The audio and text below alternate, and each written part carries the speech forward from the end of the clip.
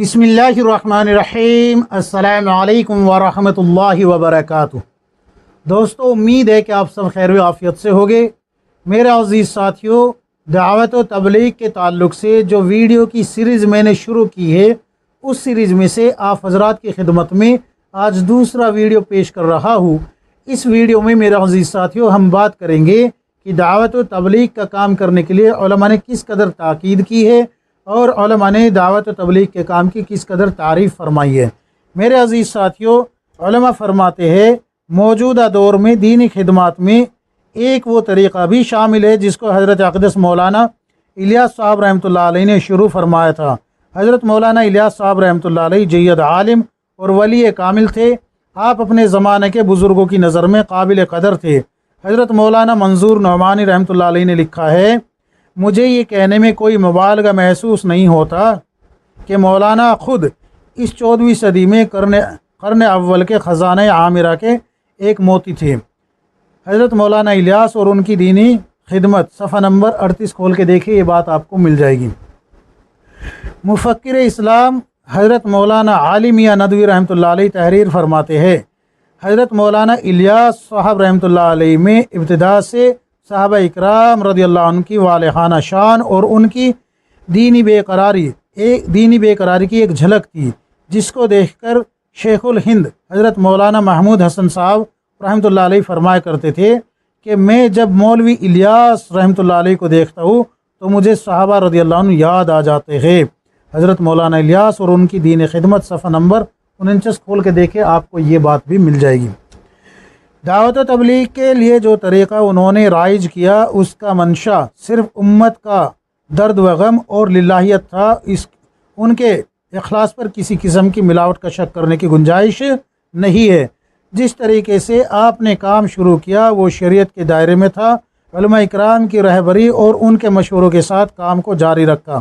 اسی وجہ سے یہ کام بدعات و خرافات اور مکروہات و ممنوعات سے دور رہا، مباحات کے دائرے میں ہونے کے ساتھ ساتھ بڑی افادیت کا حامل تھا۔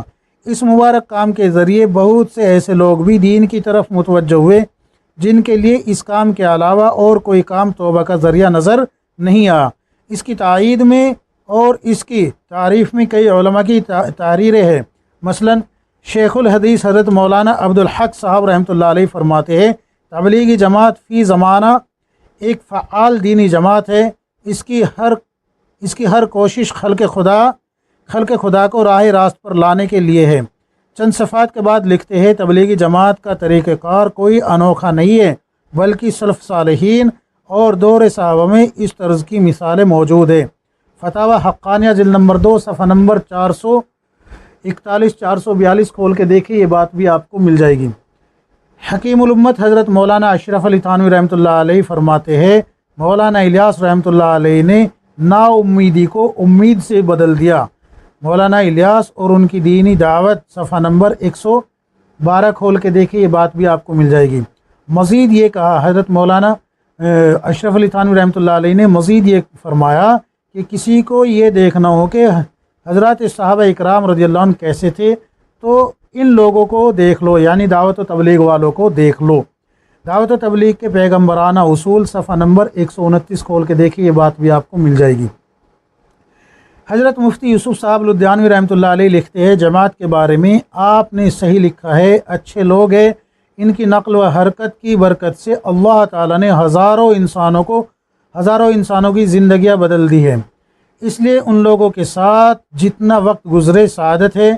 آپ کے مسائل اور ان کا حل، جلد نمبر 8 صفحہ نمبر 190 کھول کے دیکھیں، آپ کو یہ بات بھی مل جائے گی۔ حضرت مولانا قاری سید مفتی عبد الرحیم لاجپوری رحمۃ اللہ علیہ تحریر فرماتے ہیں، تبلیغی جماعت والے اپنا عیش و آرام چھوڑ کر گھر بار، آل و اولاد، دکان و کھیتی، پیشہ و تجارت کو خیر باد کہتے ہوئے اپنا کھانا کھا کر اپنے خرچے سے سفر کر کے تکالیف سفر برداشت کرتے ہوئے تبلیغ دین کی اہم خدمات جو دراصل پیغمبران خدا کا کام تھا انجام دے رہے ہیں، جو بڑی سے بڑی بھلائی کا کام ہے۔ عوام یعنی ناواقف مسلمانوں کے لیے توحید اور کلمہ شہادت وغیرہ جن پر اسلام کا مدار ہے صحیح طریقے سے پڑھنا سکھاتے ہیں، معنی بتاتے ہیں۔ بے نمازیوں کو نمازی اور نام نہاد مسلمانوں کو صحیح معنوں میں مسلمان نمازی بناتے ہیں۔ اسلامی اخلاق، تقوی و طہارت، حقوق اللہ و حقوق العباد، اطاعت والدین، بڑوں کی تعظیم، چھوٹوں کے ساتھ ہمدردی کی تعلیم دیتے ہیں۔ اس سے بڑھ کر دوسرا کار خیر کیا ہو سکتا ہے؟ خدائے پاک ایسے لوگوں کی تعریف کرتے ہوئے فرماتے ہیں وَمَنْ أَحْسَنُ قَوْلًا مِّمَّنْ دَعَا إِلَى اللَّهِ، یعنی ان سے بڑھ کر اچھا کلام کس کا ہو سکتا ہے جو خدا کی طرف بلاتے ہیں اور خود بھی اچھے عمل کرتے ہیں۔ فتاوی رحیمیہ جلد نمبر 2 صفحہ نمبر 22 کھول کے دیکھیے، یہ بات بھی آپ کو مل جائے گی۔ شیخ الاسلام حضرت مفتی تقی عثمانی صاحب دامت برکاتہم فرماتے ہیں تبلیغی جماعت تنہا ایک ایسی جماعت ہے جس کے کام سے الحمدللہ دل ہمیشہ خوش ہوتا ہے، اور اس جماعت نے ایسی بڑی عظیم خدمت انجام دی ہے جو کسی اور جماعت نے انجام نہیں دی۔ اللہ تعالیٰ نے اس جماعت کے ذریعے دین کا کلمہ کہاں سے کہاں پہنچایا۔ حضرت مولانا محمد الیاس صاحب قدس اللہ سرہ، اللہ تعالیٰ ان کے درجات بلند فرمائے، ان کے اخلاص اور ان کے سچے جذبے نے اس جماعت کو اب تک باقی رکھا ہوا ہے، اور اس جماعت کے پیغام اور دعوت کو اللہ تعالیٰ نے چارندانگ عالم میں پھیلا دیا۔ تقریر ترمذی شریف جلد نمبر 2 صفحہ نمبر 210 کھول کے دیکھے، حضرت مفتی تقی عثمانی صاحب کا یہ قول بھی آپ کو مل جائے گا۔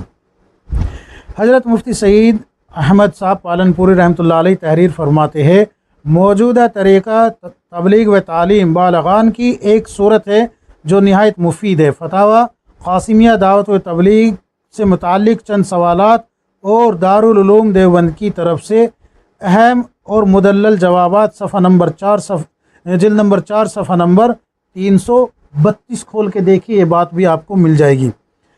حضرت مفتی سلمان منصور پوری دامت برکاتہم اور شیخ الاسلام حضرت مولانا حسین احمد مدنی رحمۃ اللہ علیہ تحریر فرماتے ہیں یہ تبلیغی جماعت اہل حق کی جماعت ہے، اس کے بانی اکابر علماء ہے جنہوں نے اپنی زندگیاں اسلام اور مسلمانوں کی خدمت میں وقف کر دی ہے۔ اس جماعت کی محنت سے اسلام اور اہل اسلام کو مسلسل فائدہ پہنچ رہا ہے۔ کتاب النوازل جلد نمبر 2 صفحہ نمبر 363 کھول کے دیکھیے، یہ بات بھی آپ کو مل جائے گی۔ حضرت مفتی اسماعیل صاحب کچھولوی دامت برکاتہم لکھتے ہیں تبلیغی جماعت خالص دینی فکر والی اور دینی اعمال والی اور بہت ہی اچھی دین کی خدمت کرنے والی جماعت ہے۔ ہر مسلمان کو چاہیے کہ اپنی وسعت بھر اس کی مدد کرے اور اس میں حصہ لے۔ سنن کی پیروی اور دین کا درد یہ اس جماعت کا خاص مقصد ہے۔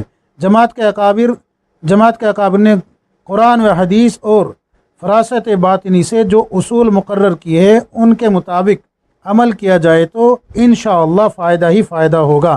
فتاوی دینیہ جلد نمبر 1 صفحہ نمبر 202 کھول کے دیکھے، فتویٰ نمبر 163 میں آپ کو یہ بات بھی مل جائے گی۔ اسی طریقے سے حضرت شیخ الحدیث مفتی رضا الحق صاحب مدد اللہ تحریر فرماتے ہیں کہ اللہ تعالیٰ نے دعوت و تبلیغ کی برکت سے بے شمار غیر مسلموں کو ایمان جیسی عظیم دولت سے سرفراز فرمایا ہے۔ فتاوی دارالعلوم زکریہ جلد نمبر 1 صفحہ نمبر 609 کھول کے دیکھیے، یہ بات بھی آپ کو مل جائے گی۔ اس کے علاوہ بھی فتاوی اور دیگر کتب میں اکابرین علماء اس کام کی افادت کا اعتراف کیا ہے، جن میں سے حضرت شاہ عبد القادر رائے پوری رحمۃ اللہ علیہ، حضرت مولانا خلیل احمد سہارنپوری رحمۃ اللہ علیہ، حضرت مفکر اسلام حضرت مولانا ابو الحسن ندوی رحمۃ اللہ علیہ، حضرت قاری طیب صاحب رحمۃ اللہ علیہ، حضرت مولانا منظور احمد نعمانی رحمۃ اللہ علیہ، حضرت مفتی شفیع دیوبندی رحمۃ اللہ علیہ، شیخ الحدیث حضرت مولانا زکریہ رحمۃ اللہ علیہ، مولانا سید سلمان ندوی رحمۃ اللہ علیہ، حضرت مولانا حفظ الرحمن سہیاروی رحمۃ اللہ علیہ، شیخ الاسلام حضرت مولانا حسین احمد مدنی رحمۃ اللہ علیہ، حضرت مفتی محمود الحسن گنگوہی رحمۃ اللہ علیہ، حضرت مفتی کفایت اللہ صاحب دہلوی رحمۃ اللہ علیہ، حضرت مفتی ابراہیم احمد بیمات رحمۃ اللہ علیہ، حضرت مفتی عبد الغنی رحمۃ اللہ علیہ، حضرت مفتی رفیع عثمانی رحمۃ اللہ علیہ، حضرت مولانا شعیب اللہ خان صاحب مفتاحی دامت برکاتہم، حضرت مفتی شبیر احمد قاسمی دامت برکاتہم، حضرت مفتی احمد صاحب खानपुरी दामत बरकातुहुम, हज़रत मौलाना इलियास कुम्मत दामत बरकातुहुम, हज़रत मुफ्ती मोहम्मद इसहाक साहब दामत बरकातुहुम, हज़रत मौलाना खालिद सैफुल्लाह रहमानी दामत बरकातुहुम और हज़रत मौलाना सैयद अब्दुल्ला हुसैनी नदवी दामत बरकातुहुम वगैरह हजरात शामिल हैं। अब ये इनके अगर हवाले पेश किए जाए तो वीडियो और बड़ा हो जाएगा, मैं आप हजरात के सामने कर देता हूँ हवाले पेश।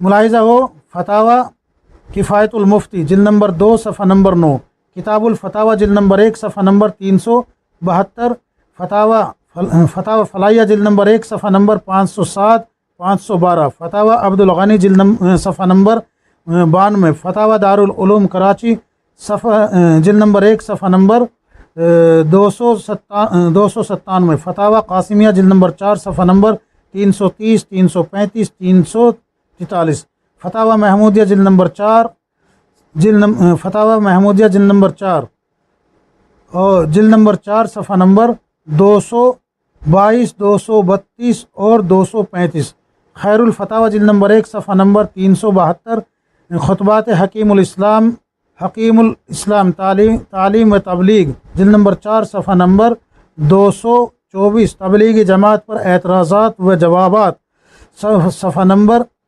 45-46, मौलाना इलियास और उनकी दीनी दावत सफ़ा नंबर 26, दूसरा एडिशन तबलीगी जमात हक़ाइक़ और गलत फहमियाँ सफ़ा नंबर 21 से 24, तबलीगी जमात और मशाइख़ अरब तक़दीम सफ़ा नंबर 5।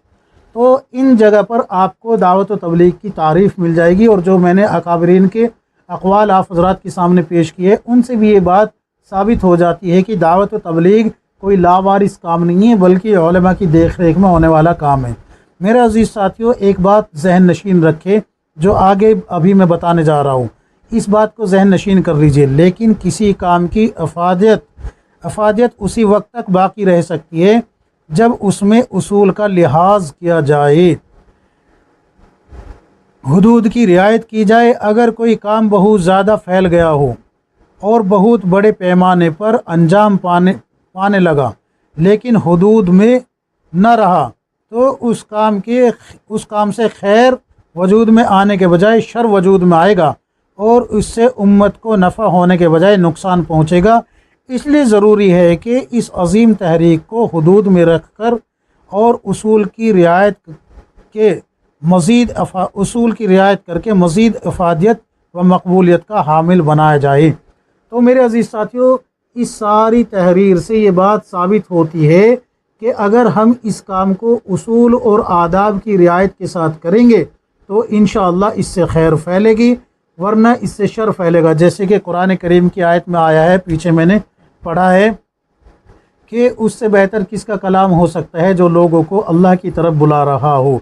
तो जहाँ पर ये बात आई है वहीं पर जो है अल्लाह तबारक व तआला ने कुरान करीम में दूसरे मकाम पर यह भी फरमाया है कि चाहिए तुम में से एक ऐसी जमात जो लोगों को हक़ की तरफ बुलाए, नेकी का हुक्म करे, बुराई से रोके, वही लोग कामयाब है। मेरे अज़ीज़ साथियों, उस जमात से मुराद उलमा की जमात है। अगर हम अपने उलमा को अपने साथ मिला के चलेंगे, उनकी रहबरी में उनके पीछे चल के उनका दामन पकड़ के चलेंगे, उनके हाथ में अपना हाथ दे के चलेंगे और खुराफात से बच के चलेंगे, बिदात और खुराफात से बच के चलेंगे और गुलू नहीं करेंगे, उलमा की देख रेख में काम करेंगे, तो इंशाअल्लाह फला को पहुँचने वाली जमात में शामिल हो जाएंगे। वरना मेरे अज़ीज़ साथियों, वलतकुम मिनकुम उम्मतुन यदऊना इलल खैर, जहाँ पर यह आयत आई है वहाँ पर मुफस्सिरीन ने साफ लफ्ज़ों में लिखा है कि ये अवाम का काम ही नहीं है जब तक कि इसमें उलमा शामिल ना हो जाए। इसलिए कि कहीं ऐसा ना हो कि मुनकर से रोकने के लिए अवाम जो कि गैर आलिम है वो मुनकर का ही सहारा ले ले, या कहीं जहाँ सख्ती करनी हो वहाँ नरमी करे और जहाँ नरमी का हुक्म हो वहाँ सख्ती करने लगे। तो चूँकि आलिम को इल्म होता है, अल्लाह के नबी सल्लल्लाहु अलैहि वसल्लम ने साफ लफ्ज़ों में ये बात कही है कि उलमा अंबिया के वारिस है और अंबिया अलैहिमुस्सलातु वस्सलाम दीनार या दिरहम का वारिस नहीं बनाते बल्कि इल्म का वारिस बनाते हैं। तो इल्म उलमा के पास है, इसलिए उनकी देख रेख में हमें काम करना है। इंशाअल्लाह जब उनकी देख रेख में करेंगे तो इंशाअल्लाह ज़रूर ज़रूर हम कामयाबी तक पहुँचेंगे, फलाह तक पहुँचेंगे जिसका अल्लाह तबारक व तआला ने वादा फरमाया है। تو امید ہے کہ میرے عزیز ساتھیوں یہ بات آپ حضرات کی سمجھ میں آ گئی ہوگی۔ اللہ تبارک و تعالی ہم سب کو کتاب و سنت کے مطابق زندگی گزارنے کی توفیق عطا فرمائے، آمین یا رب العالمین۔